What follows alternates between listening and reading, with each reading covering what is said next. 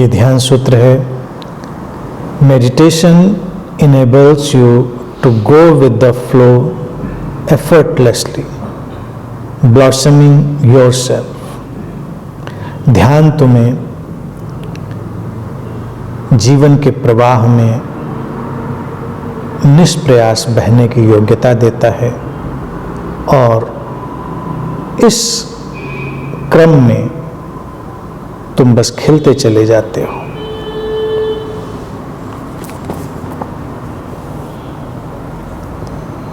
जीवन के प्रवाह में निष्प्रयास बहना,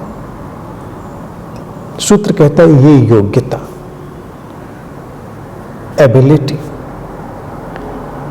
इसमें एनेबल करता है, योग्य बनाता है, दक्ष बनाता है ध्यान।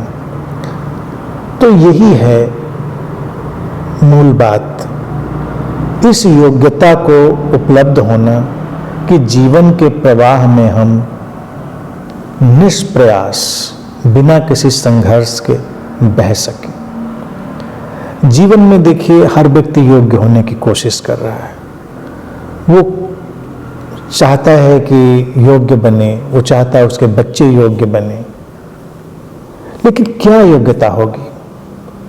शिक्षा, संस्कार जो हम उनको देते हैं या अपने को देते हैं, वो तो एक केवल प्रक्रिया है योग्य बनने की तरफ।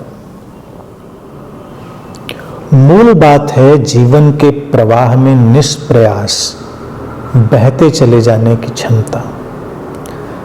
निष्प्रयास इसलिए आवश्यक है, एफर्टलेसनेस, क्योंकि जीवन का अपना प्रवाह है। हम उससे जब लड़ाई लड़ते हैं तो हम द्वंद्व में पड़ते हैं और अपने आप को छीण करते हैं, कमजोर बनाते हैं। जीवन के प्रवाह के साथ हम बहते हैं तो हम शक्तिशाली बनते हैं। जीवन निरंतर परिवर्तनशील है, परिवर्तन की एक धारा जीवन में चल रही है।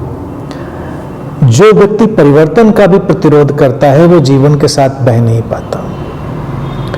देखा जाए पीढ़ियों का संघर्ष जो है, एक जनरेशन से दूसरी जनरेशन के बीच, एक पीढ़ी से दूसरी पीढ़ी के बीच जो संघर्ष आ जाता है वो इसीलिए आ जाता है क्योंकि लोग जीवन के प्रवाह के साथ निष्प्रयास बहना सीख नहीं पाते, क्योंकि बदलाव आ रहा है।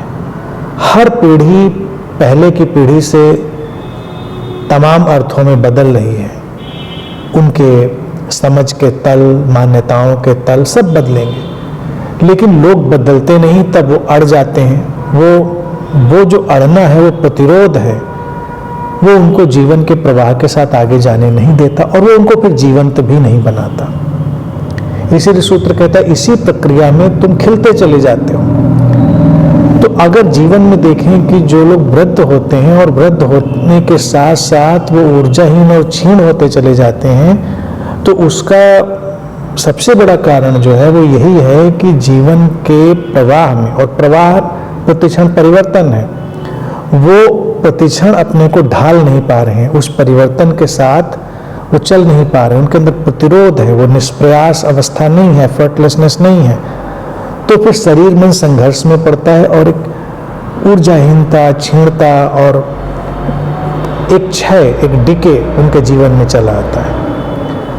अगर व्यक्ति जीवन के परिवर्तन के प्रवाह में चलता है ठीक ठीक, वो प्रतिरोध नहीं करता, प्रतिरोध न करना ही एफर्टलेसनेस है, निष्प्रयासता है, तो उम्र बढ़ने के साथ लोग ज्यादा सुंदर होते चले जाएंगे या सुंदरता नए नए रूप लेती चली जाएगी। ध्यानी इसीलिए उम्र के सीढ़ियां चढ़ते हुए, उम्र के पायदान पे आगे बढ़ते हुए भी हमेशा बहुत सुंदर और खिला हुआ बना रहता है। ध्यानी की पहचान भी अगर करनी है तो जो सूत्र कह रहा है कि इस प्रक्रिया में तुम खिलते चले जाते हो, तो खिलना या खिलावट हमें देखनी चाहिए व्यक्तित्व में। जैसे कोई खिला हुआ फूल, उम्र का कोई भी मुकाम हो, ध्यानी हमेशा खिला हुआ है। खिला हुआ इसलिए है क्योंकि उसने प्रवाह को अंगीकार किया है, और प्रवाह हमेशा परिवर्तन का नृत्य है, एक डांस ऑफ चेंज है। उसके साथ अपने आप को ढालते चले जाना और जीवन की जितनी भी संभावनाएं हैं उनको अपने जीवन में जगह देते चले जाना, बदलते जाना, अपने किसी भी ऐसे ढांचे को धीरे धीरे छोड़ते जाना जो अब काम का नहीं रह गया है, वही हमको खिलाने की तरफ ले जाता है। जैसे नदी बहती है तो नदी अगर किसी किनारे को पकड़कर बैठ जाए तो क्या वो आगे जाएगी? लेकिन चूंकि वो एक किनारा छोड़ती है तो किनारे पर ही होती है। नदी दो किनारों के ही बीच बह रही है, लेकिन वो किनारे का कोई भी सिरा पकड़ के नहीं रखती। वही तो प्रवाह है। अगर वो पकड़ के रख ले तो तालाब बन जाएगी, तालाब सड़ते हैं, खत्म होते हैं। नदियां जीवंत रहती हैं क्योंकि वो किसी किनारे को पकड़ती नहीं है। तो हर किनारा कितना खूबसूरत होता है। कहीं भी खड़े हो नदी के किनारे, क्या हम बता सकते हैं कि ये किनारा किसी दूसरे किनारे से कम है?